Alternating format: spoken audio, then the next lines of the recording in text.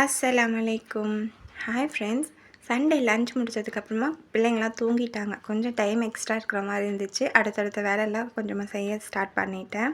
இன்றைக்கி எதனா ஸ்நாக்ஸ் பண்ணலாம் அப்படின்னு சொல்லிட்டு நான் கொழுக்கட்டை செய்யலாம் அப்படின்ட்டு முடிவு பண்ணேன். ஏன்னா 2 நாளாகவே ஸ்டஃபிங் கொஞ்சம் டிஃப்ரெண்ட்டாக வேர்க்கடலை, எள்ளு இந்த மாதிரிலாம் போட்டு சாப்பிட்ணுன்னு தோணுச்சு. ஸோ அதனால் அது மாதிரி ட்ரை பண்ணிகிட்ருந்தேன்.